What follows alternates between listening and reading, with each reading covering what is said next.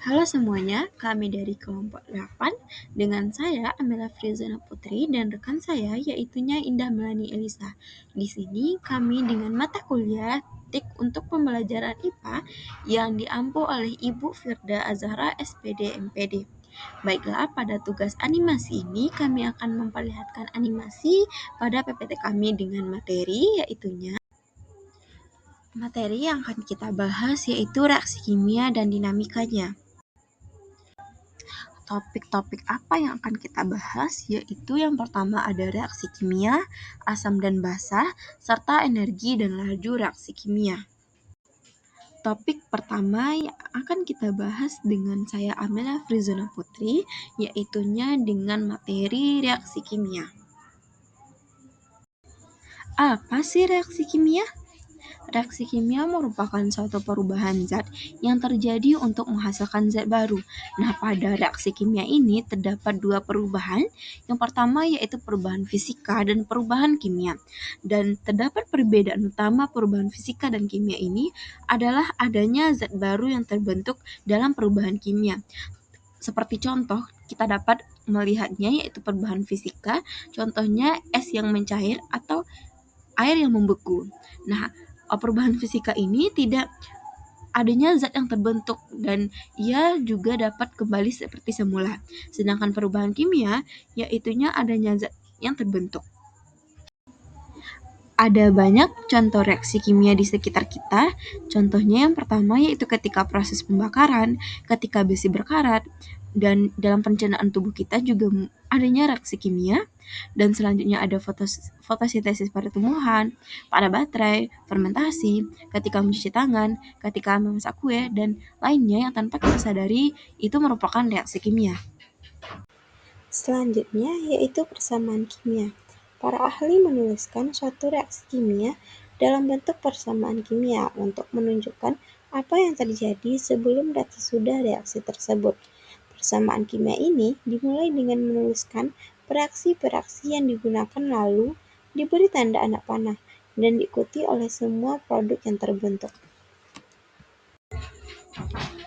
Nah, ini merupakan contoh dari persamaan kimia, di mana seperti yang disebut tadi, ada reaksi-reaksi dan ada tanda anak panah, lalu adanya produk. Contohnya reaksi yaitu beras tambah air dan dihasilkan produk berupa nasi. Jenis-jenis reaksi kimia. Pada jenis-jenis reaksi kimia ini terdapat beberapa jenis reaksi. Yang pertama yaitu reaksi kombinasi atau sintesis, reaksi penguraian, reaksi pembakaran, reaksi penggantian tunggal, serta reaksi pertukaran ganda atau metatesis. Untuk lebih pahamnya, mari kita bahas satu-satu. Yang pertama yaitu reaksi kombinasi atau sintesis, yaitunya reaksi ini melibatkan lebih dari satu zat bereaksi yang bergabung untuk membentuk produk yang merupakan gabungan dari kedua zat bereaksi. Contohnya yaitu dalam pembentukan garam dapur, di mana reaksinya yaitu natrium ditambah gas klorin sehingga menghasilkan natrium klorida. Selanjutnya yaitu reaksi pertukaran ganda atau metatesis, yaitu suatu zat atau senyawa yang lebih kompleks atau lebih besar diuraikan menjadi zat-zat baru yang lebih sederhana. Contohnya yaitu pada reaksi penguraian air.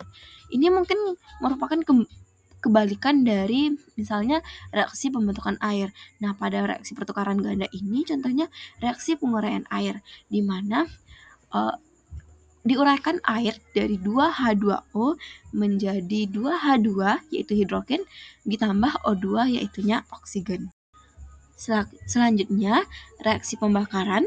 Reaksi ini selalu melibatkan nyala api yang menghasilkan oksigen akibat pelepasan energi panas secara cepat.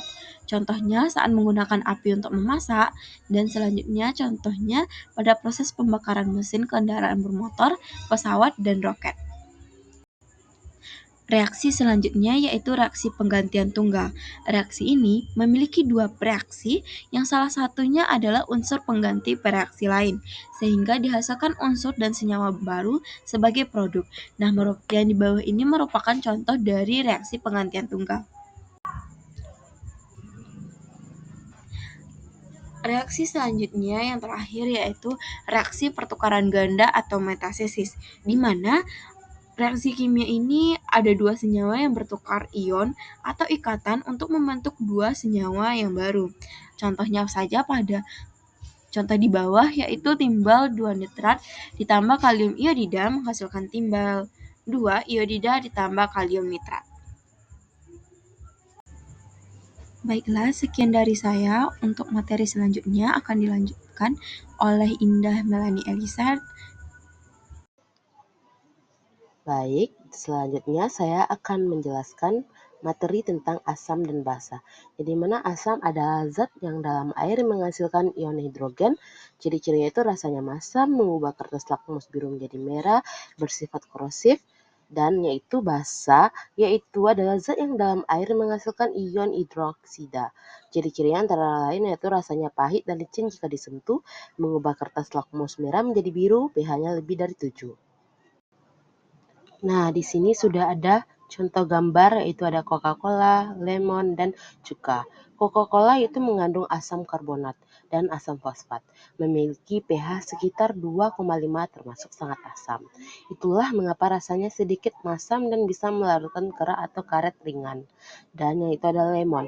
Lemon mengandung asam sitrat dengan pH sekitar 2-3, termasuk zat asam alami, dikenal dengan rasa yang sangat asam.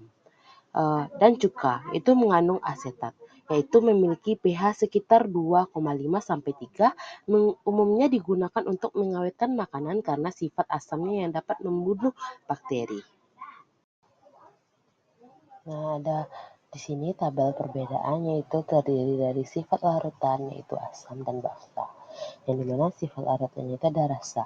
Di situ pada asam yaitu masam, pada basa itu pahit yaitu seperti obat atau sabun, dan pH-nya yaitu pada asam antara 0 sampai 7 dan pada basa itu antara 8 sampai 14 dan terasa di kulit, yaitu pada asam bisa membuat kulit iritasi atau luka atau korosif, dan pada basa terasa licin, kadang juga bisa merusak kulit.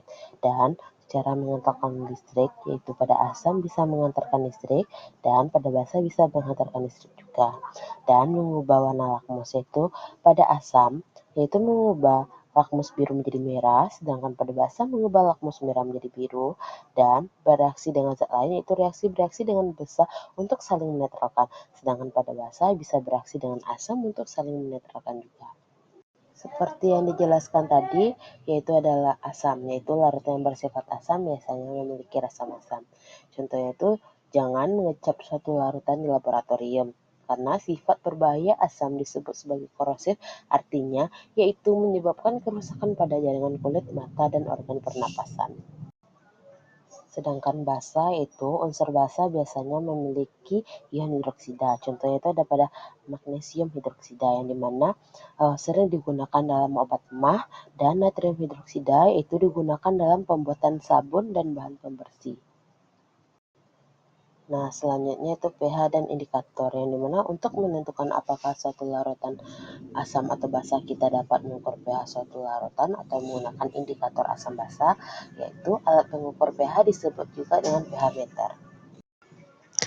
Nah, di sini ada contoh gambar skala pH itu di mana zat asam yaitu pH rendah berwarna merah orange, cuka atau larutan lemon itu pH-nya sekitar 1-2, sangat asam yaitu air lemon pH sekitar 2, air apel dan tomat itu pH-nya sekitar 3-4 masih asam tapi tidak sekuat cuka. Teh kopi pH sekitar 5-6 sedikit asam, zat netralnya itu pH 7 berwarna kuning, air putih atau air murni pH-nya itu 7 netral. Telur mendekati netral tapi sekitar 7. Zat basa yaitu pH tinggi warna hijau biru tua, baking soda pH-nya sekitar 8-9, basa ringan. Sabun cuci tangan, cairan pembersih pH sekitar 10-11, lebih basa. Cairan amoni dan pembersih lantai pH sekitar 11-13 sangat basa. Kesimpulannya, warna merah di skala menunjukkan zat asam, warna kuning menunjukkan zat netral, warna hijau hingga biru tua menunjukkan zat basa. Nah, kita masuk ke materi selanjutnya yaitu energi dan laju reaksi kimia. Nah, pernahkah kalian melihat mengapa air mendidih saat dipanaskan atau mengapa kayu terbakar lebih cepat jika ditiup angin? Semua itu berkaitan dengan energi dan laju reaksi kimia. Hari ini kita akan belajar bagaimana energi mempengaruhi reaksi kimia dan apa saja yang membuat reaksi menjadi cepat atau lambat. Nah, di sini ada reaksi ekstremik dan endothermik, yaitu reaksi ekstremik yaitu reaksi yang menghasilkan energi panas, contohnya itu reaksi netralisasi, yaitu antara asam dan basa. Reaksi pembakaran seperti api pada gambar saat membakar zat kimia dengan bunsen. Dan reaksi endothermik, yaitu adalah reaksi kimia yang membutuhkan panas dari lingkungan, yaitu energi dari luar, misalnya sinar matahari harus diserap agar reaksi biasa terjadi, dan contohnya itu fotosintesis pada tumbuhan, tumbuhan menyerap cahaya matahari untuk membuat makanannya sendiri. Nah, selanjutnya itu laju reaksi kimia. Reaksi kimia ada yang berlangsung cepat, ada juga yang lambat. Kecepatan ini ditentukan oleh laju reaksi. Laju reaksi adalah perubahan jumlah zat bereaksi atau produk dalam waktu tertentu. Ada 4 faktor-faktor yang mempengaruhi laju reaksi, yaitu pertama suhu. Semakin tinggi suhu, reaksi berlangsung cepat. Dan yang selanjutnya adalah jumlah zat bereaksi. Semakin banyak reaksi, maka lebih cepat. Dan yang ketiga adalah luas permukaan. Semakin luas permukaannya, misalnya zat terbentuk serbuk, reaksi makin cepat. Dan yang terakhir itu adalah katalis, zat yang mempengaruhi reaksi tanpa bereaksi. Baik, sekian dari video pembelajaran animasi kelompok 8 tentang materi reaksi kimia dan dinamikanya. Jika ada kekurangan mohon dimaafkan. Assalamualaikum warahmatullahi wabarakatuh.